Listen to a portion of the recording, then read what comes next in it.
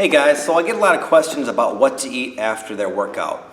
I mainly get these questions from people who work out in the evening because they don't want to eat before bed, and yet they're working out kind of late. So anyway, I just made them a little video and explained a really awesome technique with them how to really take advantage of working out in the evening. It totally works for them.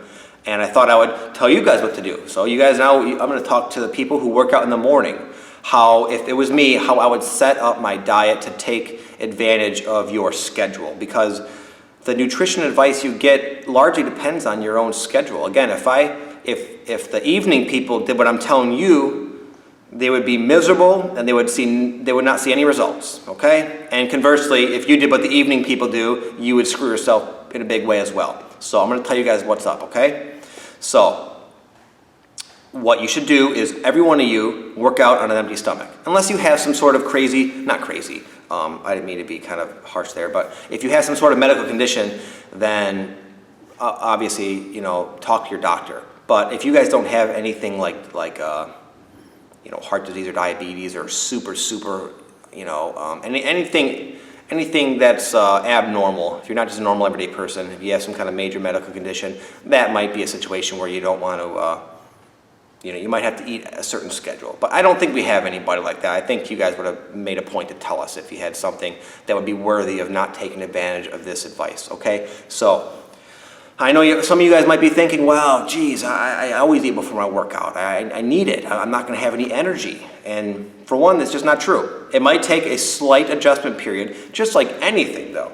Okay? Anything in life, anything new into our routine will take a brief period of adjustment.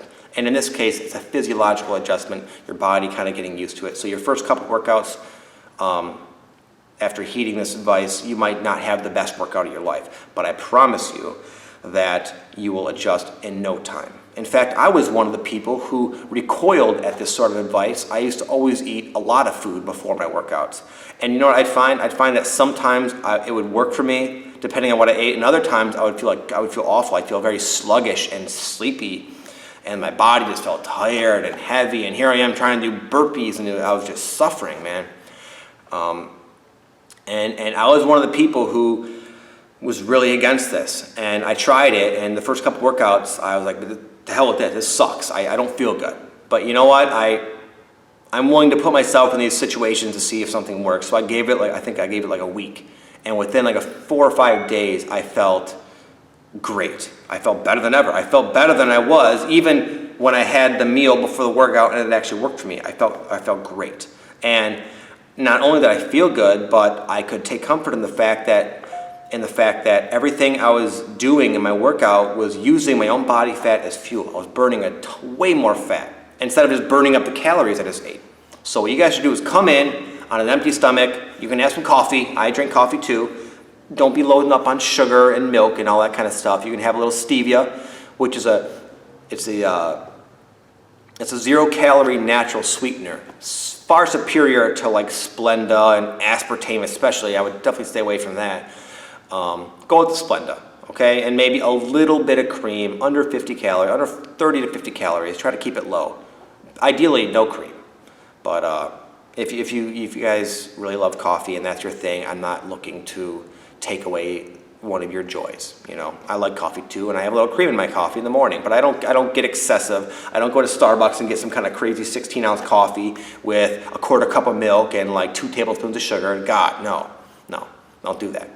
Okay, so you're having your coffee, you're not eating, you're pushing your meal into the day, you're coming in, you're working out, you're burning tons of fat, and when you go home, you're going to be hungry. And I'm not going to tell you to refrain. I want you to eat like a queen or a king, okay? Eat big. This should be your biggest meal of the day. And it'll be very natural, it'll be very fitting because you haven't eaten all day, you had a workout, you're going to need the food, and you're going to want it, okay? And I say indulge in a healthy way, obviously. Eat a big meal. The more calories you could fit into your post-workout meal, the better, okay? If you could fit all your calories and all your food into that one meal, that would be fine, okay? Not that I expect you should do that, but that's the mentality you want to have. It's not about, I know some people that I've trained, they like how they feel after they work out because they feel slimmer. Their stomach looks flatter, and they don't want to lose it. They don't want to just stuff it with food. So they try to eat light, but inevitably you're going to have to eat. And instead of eating at the prime perfect time, you're going to be eating at the most unideal time. So if you're a morning person, you work out, you feel slim, you don't eat much, you're going to end up eating a ton of food at night. And it's going to be horrible for you. Just don't do it, okay? Give in, eat, okay? And this is the time that it's okay to have carbohydrates. So go ahead and have some fruit, have some quinoa, or some brown rice, or some whole grain noodles, or pasta, or some Ezekiel bread, whatever healthy starch you like to eat. Have some of that. Have some protein and a little fat. That's to be specific. What ideally your first meal would consist of primarily is, I'd say, like maybe a third protein, a little over, maybe like I'm gonna get screwed up with the equation, but like some protein, a decent amount of your starch, your carbohydrates and vegetables, and then a little bit of fat. Okay, low fat, moderate protein, higher carb, but not crazy carb. Don't eat a whole box of macaroni and cheese, nothing like that. Okay, just a moderate amount, but eat it and don't feel bad about it because you're actually eating it at the right time. Beyond that, then you have your smaller, higher protein, plentiful in vegetables, moderate fat, little meals throughout the rest of the day, okay? That is what I would do. And the later you can eat your first meal, the better, okay? You know, I always harp on intermittent fasting, and I only do that because it works extremely well. I can't say enough of how well it works. It's amazing. And everyone who I've had that actually does it feels great. They get excited about it. You get to eat big meals. It just works so well. You're missing out if you haven't tried it. If you tried it and you hate it, then that's one thing. Then don't worry about it. It's not essential. You're not gonna miss out. You know, there's other ways there's multiple ways to skin a cat. This is the easiest, best way. The easiest, most convenient, most fun, most unrestricted way there is to get really lean really quick. Okay? So that's the idea. Come in, work out on an empty stomach, eat a feast after your workout, and have a couple of smaller meals throughout the rest of the day. And that's it. That's what I would do. That's exactly what I would do, and that's the most ideal situation. That's taking advantage of the timing you're working out and all that good stuff. Okay? Well, let me real quick. You guys can leave if you want to, but I said I would explain why this works. I'll do it briefly, okay? You may have heard the term insulin and having low insulin and high insulin and insulin sensitivity. It's a very relevant term to understand when you're trying to embody, you're trying to get in the best shape of your life or just in good shape and be healthy, okay? Generally speaking, you want your insulin low.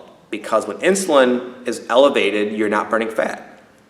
And if your insulin is elevated too often, which many people's is, then not only are you not burning fat, but you're storing fat at kind of like an accelerated rate. Because insulin is like a non-discriminative catalyst for whatever's going on in your body. So if your insulin's always high, you're eating a bunch of food, it's going to store a crap load of that food as fat, okay? So what raises your insulin, you might ask? Well, eating a lot of carbohydrates and eating basically does. But if you can keep your carbs lower, your insulin will stay pretty low. It's when you have like big doses of carb. That's why when you have like cake or something, oh my God, it skyrockets. And then it takes all that food and it stores it right as body fat. That's why it's really important to avoid those types of foods when you're trying to get lean. But there is one time that having a high insulin level is incredibly beneficial, and that time is after your workout. Because I said, insulin amplifies whatever is going on in your body. And there's a unique window of time after your workout, like up to an hour, that your body is slightly your biochemistry is a little bit different because of the workout. The workout kind of changes things. So you get this little window where whatever you eat is going to just boom. It's going to be in a streamlined way transported to your body to help you recover. It's not going to be stored as fat. It's the only time where you can eat a bunch of food with your insulin being high and you're not going to store it as fat. But what's going to happen is it's going to really accelerate the recovery of your muscles and your cells and your body. And it's also neat because if you can eat a bulk of your calories during this little window, then again, none of those are going to be stored as fat. So then all you're left with is like maybe the remaining half of your calories. If you're keeping your insulin low, like I outlined, with the low carbs, high protein, high veggies, low fat, or a little bit of fat, then your insulin's going to be high when it needs to be high, and it's going to be low when it needs to be low, and you're really going to take advantage of your situation, okay? So with that said, I will close. If you guys have any questions, please leave a comment in the Facebook group, or you can email me. I'm here to help you. If you have anything at all, please email me. I'm here for you guys, all right? Peace.